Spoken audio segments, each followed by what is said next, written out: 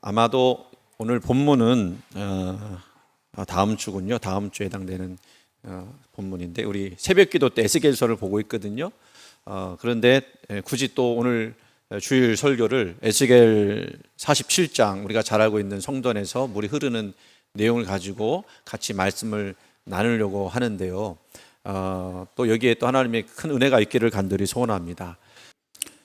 하나님의 생명이 우리 교회 가운데 흘러 넘치기를 간절히 소원합니다.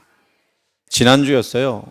교회 앞에서 어떤 지나가던 여성이 저를 보고 인사를 합니다. 근데 한 번도 못 보던 분인데 인사를 어떻게 할까 싶었는데 이야기를 들어보니 서울의 큰 대형교회, 지금 뭐 말하면 다 아는 그런 대형교회 오랫동안 다녔던 분인데 사는 곳은 이쪽이라고 그래요.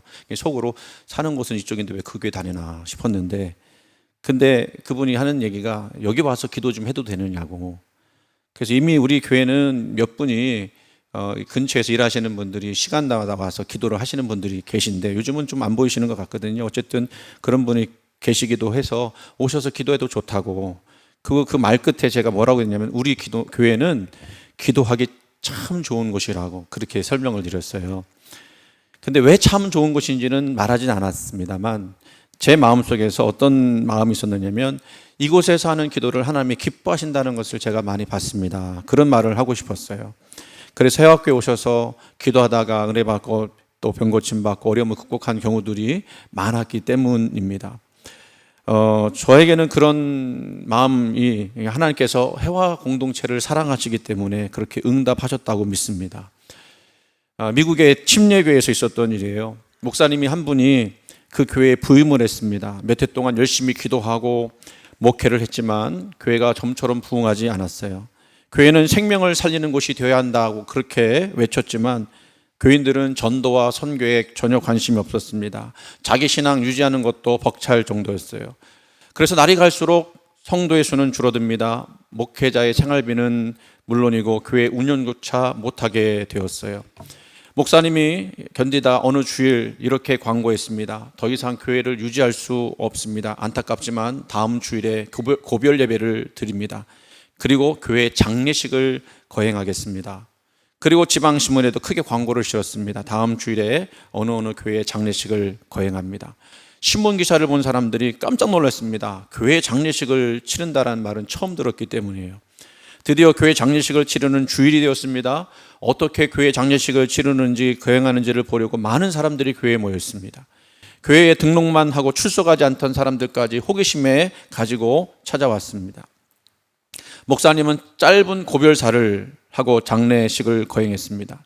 교회 강단 앞에 큰 관을 갖다 놓았습니다. 그리고 마지막 순서로 작별 인사를 하자고, 그래서 관 앞으로 한 사람씩 나오도록 했습니다. 참석했던 사람들은 도대체 저 관에 무엇이 있을까 궁금해서 호기심을 가지고 나갔습니다. 그런데 관 속을 들여다보는 순간 깜짝 놀랐습니다. 큰 충격을 받았습니다. 왜냐하면 그 관 속에는 자기 얼굴이 있었기 때문이에요. 그 관 속에 큰 거울을 집어넣고 들여다보는 사람들이 자기 얼굴을 보도록 한 겁니다.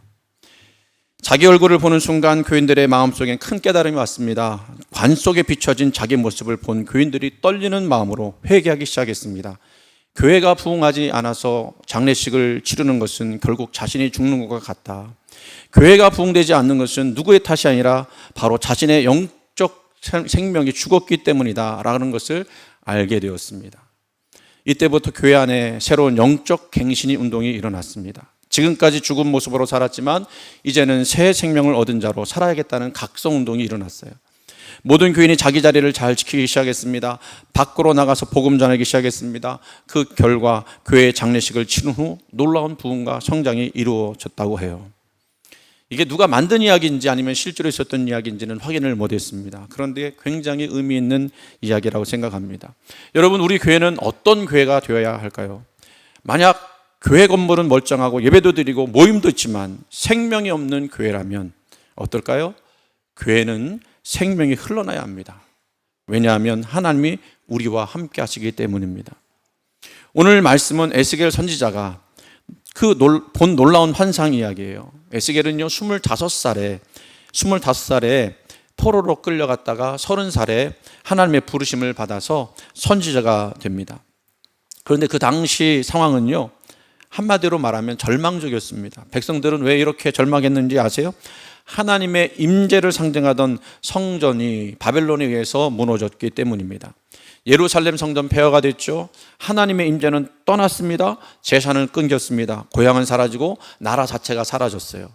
거짓 선지자들은 거기에다가 뭐라고 얘기했냐면 몇 년이면 돌아갈 것이다, 이런 헛된 이야기를 설파했습니다. 그런데 아무리 기다려도 고향으로 돌아갈 희망은 전혀 보이지 않았어요. 그러니 백성들이 이렇게 말합니다. 이제 끝났다. 하나님이 우리를 버리셨다. 그 절망의 시기에 하나님께서는 예수계를 부르는 것이고요, 그 예수계를 부르셔서 그 백성들한테 심판의 메시지도 전했지만 그리고 희망의 메시지도 전했습니다. 그가 먼저 본 환상은 마른 뼈의 환상이었어요. 잘 아시죠? 마른 뼈가 막 사람처럼 일어나서 군대가 되는 그 환상, 너희가 다시 살아날 거다라고 하는 예언의 말씀이었습니다. 그게 에스겔서 37장의 말씀이에요. 그리고 오늘 본문에서는 성전에서 흘러내리는 강물의 환상을 보여주십니다. 이건 하나님께서 내가 성전을 통해 너희를 회복시키겠다, 너희를 다시 살리겠다라고 하는 그런 위로와 소망의 메시지예요. 그런데 보세요. 포로로 잡혀간 그 에스겔 환상 속에서 뭘 본 겁니까? 성전을 떠났던 하나님이 다시 성전에 돌아오셔서 거하실 뿐만 아니라 놀라운 생명의 회복을 보여주시는 거죠. 하나님이 보여주신 환상은 바로 성전에서 생명이 흘러나오는 장면이었어요. 이 강물이요, 나중에 강물이 되는데 이 강물이 어떻게 시작하는지 한번 보세요. 말씀을 여러분 그냥 글로 읽으니까 이게 평면적으로 또 입체적으로 생각을 못 하시겠지만 설명을 잠시 드리면, 성전 문지방에서 그 아래에서 작은 물줄기가 흘러나오기 시작합니다. 그 원어로 보면요, 그 물줄기에 그 흐르는 그 소리는 의성어예요. 의성어. 졸졸졸졸 흐른다라는 거예요. 물이 졸졸졸 흐르는 거 여러분 아시죠? 그렇게 흐르던 물이 점점 많아집니다. 처음에는 발목을 적실 만한 물이 되고, 나중에는 무릎이 적시게 되고, 나중에는 또 허리가 잠기더니 마침내는 헤엄을 쳐야만 건널 수 있는 강이 되는 거예요. 여러분 그 장면을 한번 머릿속에 그려보세요. 물이 점점 세지고 강해지고 깊어집니다. 그 물은 뭘 상징하느냐면 생명을 상징하고 하나님의 은혜를 상징한다면 이 얼마나 놀라운 환상이에요. 잃어버렸던, 무너졌던 성전에서 하나님의 생명이 흘러나온다. 근데 그게 끝이 아니에요. 그 물이 흘러내려다가 보니까 강 좌우에 나무가 많아지고, 아라바, 지금도 아라바가 있거든요. 아라바로 내려가서 본문에는 바다라고 되어 있지만 그 바다는 사해를 이야기하는데 사해의 물이 살아납니다. 그래서 9절과 10절 말씀에 이렇게 이야기합니다. 이 강물이 이르는 곳마다 번성하는 모든 생물이 살고 또 고기가 심히 많으리니 이 물이 흘러 들어가므로 바닷물이 되살아나가겠고, 이 강이 흐르는 각처에 모든 것이 살 것이며 또 이 강가에 어부가 설 것이니 엔게데스부터 에네글라임까지 금을 치는 곳이 될 것이라. 그 고기가 각기 종류를 따라 큰 바다의 고기같이 심히 많으려니와 라고 말씀합니다. 이 회복된 성전에서 놀라운 생명이 흘러넘치는 모습이 환상으로 보여진 거예요. 여러분이 오늘 본문에서 보여준 환상의 내용을 한번 보세요. 물이 졸졸졸 흐르더니 처음에는 어디까지 잠기는 물이었다고 했어요? 발목, 그 다음에는 무릎, 그 다음에는 허리, 그 다음에는 깊이 수영할 수 있을 만큼 깊은 물이 강이 되었다라고 이야기해요. 여러분 이거는 점진적으로 변하고 커지는 모습을 그림처럼 그려낸 것입니다. 그리고 결국 이 모든 것들이 다 살린다는 거죠. 오늘 이 말씀이 우리에게 주는 영적 교훈은 뭘까요? 이 본문의 배경까지 알고 나면 이 말씀은 우리에게 이렇게 선포하는 겁니다. 절망 속에서도 하나님의 은혜는 흐르고 커지고 멈추지 않습니다. 아무리 소망이 사라지고 하나님께 버림받았다고 느껴지고 또 하나님이 임하시면, 그렇게 느껴져도 하나님이 임하시면 생명이 흐르고 회복이 시작이 된다는 거예요. 오늘 이 자리에 있는 분들 중에 혹시 절망스러운 상황 가운데 있는 분 계시다면 오늘 이 말씀이 그분들한테 소망이 되기를 바라요. 소망이 사라진 것 같아요. 하나님께도 버림받은 것 같아요. 그런데 하나님이 임하시면 생명이 흐르고 회복이 시작된다는 거. 사람이 여기 끝났다, 그렇게 우리는 쉽게 말을 하지만 그 자리에서 하나님 뭐라고 말씀하시냐면 여기서 다시 시작하자 라고 말씀하신다는 거예요. 아까 영상 봤습니다만 예하가 28일 동안 의식을 차리지 못하고 있었어요. 그때요, 여러분 어떤 생각이 들었는지 아십니까? 얘가 그냥 의식 차리지 못하다가 죽어버릴 수도 있겠다, 이런 생각이 들었어요. 안 그렇겠습니까? 그 부모의 마음은 어떠했을까요? 처참했을 거예요. 근데 다들 여기서 끝났다 그렇게 생각할 수도 있는 그 자리에서 하나님은 여기서 다시 시작하자 라고 말씀하신 거예요. 그게 사실은 그 가정에는, 또 우리 교회에는 사회 같은, 사회가 어떤 것인지 알죠? 죽음의 바다, 데드시, 아무것도 살지 못하는 그런 장소 있지 않겠습니까? 오늘 우리 인생에도 사회 같은 그런 삶의 부분 또는 삶의 자리가 있지 않습니까? 어떤 말로 위로가 안 되고 상실하는 자리, 시간과 눈물과 기도로도 풀리지 않는 고통, 그리고 반복된 실패로 나는 안 돼, 그렇게 낙인 찍히는 그런 마음. 믿음은 있는 것 같은데 마음이 더 이상 움직이지 않는 영혼의 메마름. 근데 하나님은요, 우리에게 뭐라고 말씀하신지 아십니까? 그 자리에서 도망치지 말고 서 있으라 라고 말씀하신 거예요. 왜요? 그 사해 죽음의 바다인데도 불구하고 그 죽음의 바다에서도 여전히 하나님은 일하시기 때문입니다. 혹시 하나님께 이런 질문 해본 적 있으세요? 하나님 왜 저를 이 자리에 세우셨나요? 저 이 질문 많이 했습니다. 아마 이렇게 대답하실지도 몰라요. 하나님이 여러분에게 내가 거기 있어야 해. 그래야 내가 일한다는 걸 너한테 보여줄 수 있으니까. 그래서 우리는 생명력 있는 공동체가 되어야 합니다. 왜요? 생명이 죽음을 이기는 것이 되기 때문에.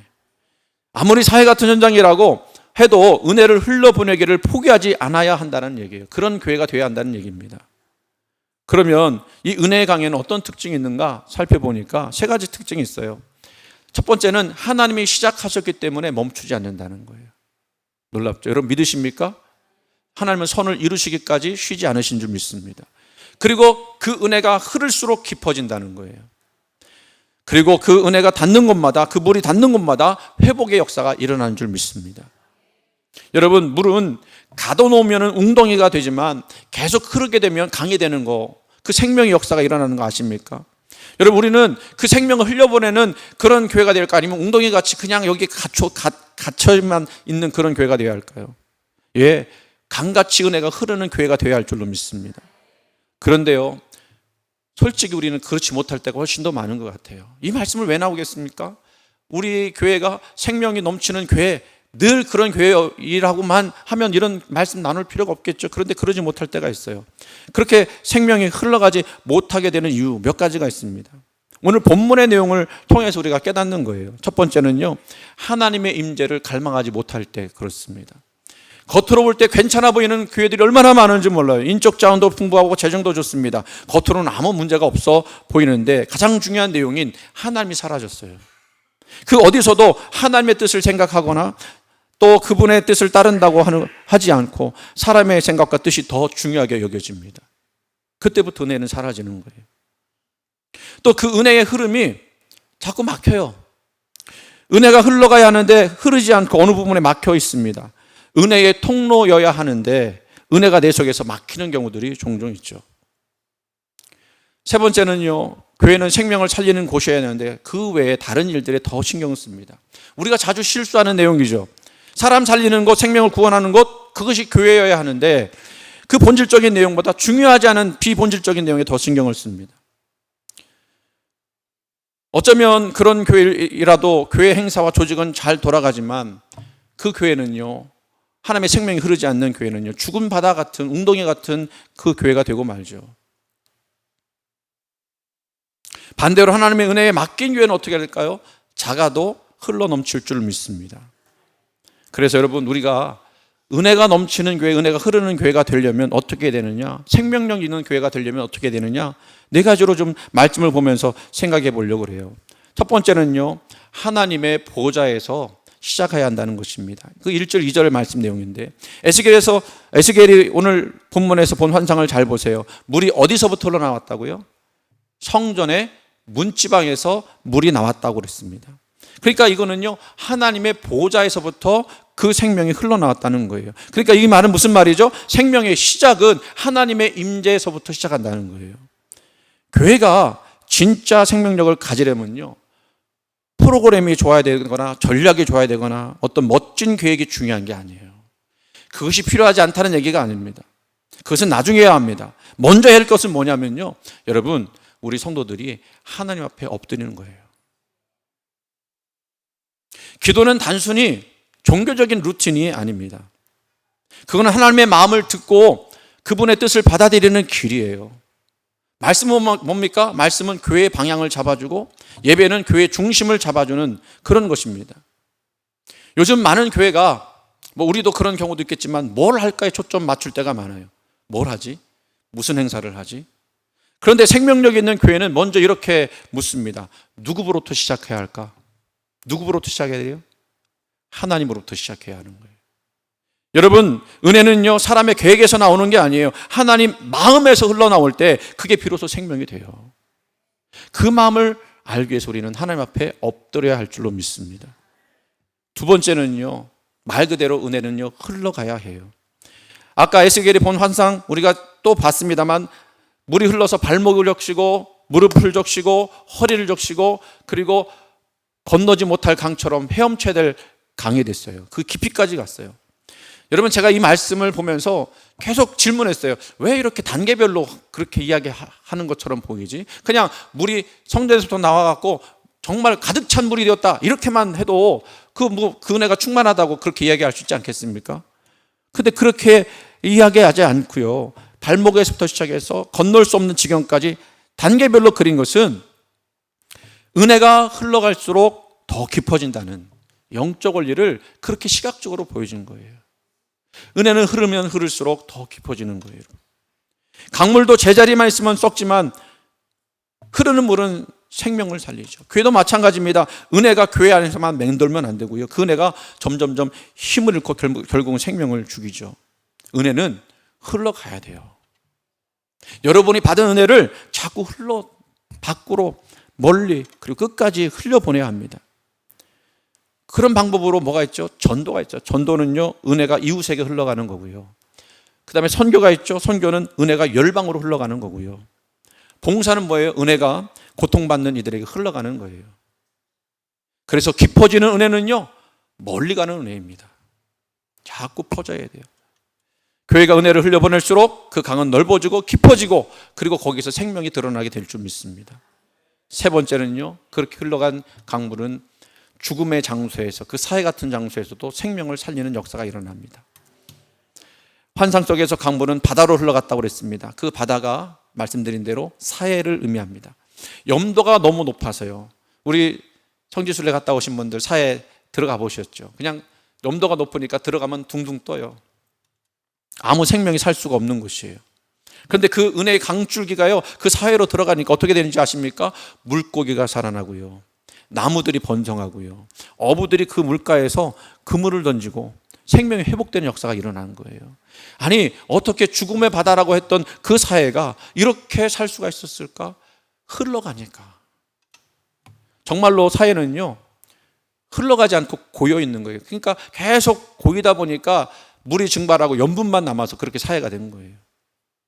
갈릴리 바다는 굉장히 풍성하죠. 그 갈릴리 바다는 왜 풍성한지 아십니까? 계속 흘려보내거든요. 생명력 있는 교회는요, 비록 죽은 바다이지만 그것까지 흘러 들어갑니다. 고통받는 사람, 소외된 이웃, 깨어진 가정, 믿음이 식은 청년, 정말 어려움에 있는 그 사람들 찾아가는 거예요. 그리고 은혜의 강이 거기에 머물 수 있도록 역사하는 겁니다. 일하는 겁니다. 교회가 그곳으로 흘러갈 때 죽은 것이 살아나고 절망이 소망으로 바뀌고 상처가 회복으로 이어지는 거예요.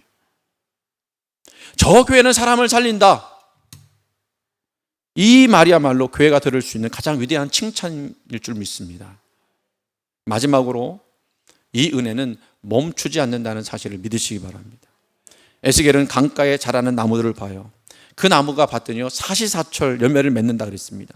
그리고 잎사귀는 약이 되어 사람을 고친다고 그랬어요. 잎사귀는 약재료가 되리라, 그렇게 12절에 말씀했거든요. 이건 단순한 식물 이야기가 아니죠. 이거는 끊임없는 생명력과 치유를 의미해요. 하나님의 은혜는 계절을 타지 않는다는 얘기죠. 환경이 변해도, 상황이 흔들려도 은혜는 멈추지 않고 흐르게 되어 있습니다. 교회도 마찬가지예요. 성도들도 마찬가지예요. 사명은 한철 한시만 열매 맺는 게 아니라 끝까지 이어져 나가는 거예요. 생명력은 그냥 유지하는 게 아니라 계속 주고 나눌 때 유지가 되죠. 여러분이 받은 은혜가 있으면 그 은혜를 계속 나눠보세요.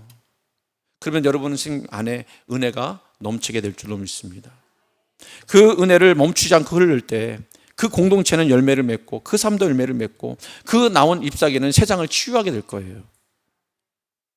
하나님으로부터 시작하고 세상으로 흘러가고 죽은 곳을 살리고 끝까지 멈추지 않는 교회, 그 흐름을 우리가 따라갈 때 우리 교회는 그냥 존재하는 교회가 아니라 생명을 낳는 교회가 될 줄로 믿습니다.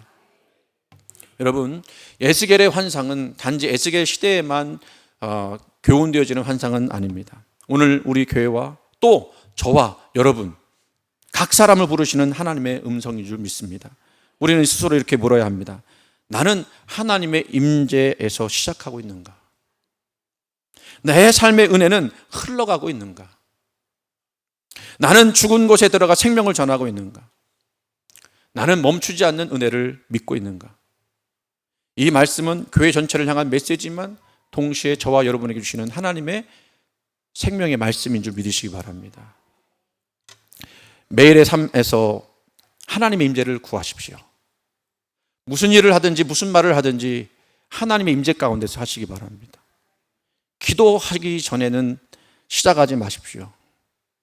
말씀대로 따라가려고 하는 그런 마음 없이는 방향을 잡지 마십시오. 받은 은혜를 흘려보내십시오. 직장에서, 가정에서, 친구에게 은혜를 나눌 때 나도 살고 다른 사람도 살게 되는 거예요. 특별히 생명이 없는 것처럼 보이는 곳에 들어가십시오. 외면하고 싶은 사람, 포기하고 싶은 관계, 거기가 바로 은혜가 필요한 자리입니다. 멈추지 마십시오. 상황이 어렵다고, 마음 식었다고 은혜의 흐름을 끊지 마시고 계속해서 하나님의 은혜는 계속해서 나올 것이다. 내가 지쳐도, 내가 피곤해도 그 은혜를 가지고 나갈 때 하나님이 나를 살리시고 또 내 주변을 살리실 것이다. 그 믿음 가지고 나갔으면 좋겠습니다. 우리 교회도 마찬가지입니다. 우리 교회가 해야 할 일이 있습니다. 그러나 그 해야 할 일, 프로그램보다 먼저 하나님의 임재에 우선을 두는 교회가 되었으면 좋겠어요. 아니, 아무것도 못해도 괜찮아요. 뭐 대단한 거, 그 프로그램 그런 거 하나도 못해도 괜찮아요. 한번 예배 드릴 때 그 예배 드리는 찬양과 또 기도와 말씀 가운데 하나님의 임재를 경험할 수만 있다면 그 뭐 다른 것 대단하겠습니까? 재수가 아니죠.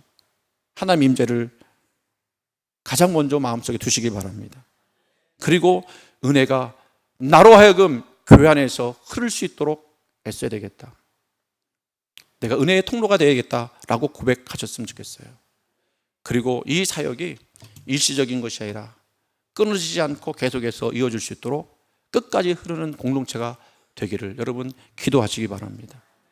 우리 교회가 하나님의 보좌에서 시작된 은혜의 강에 몸을 던져 그 은혜에 온몸을 맡겨야 할 줄 믿습니다. 성령이 우리를 주장하실 줄 믿습니다. 그러면 사람을 살리고 세우고 더 나아가 열방까지 닿는 생명력 있는 교회가 될 줄로 믿습니다.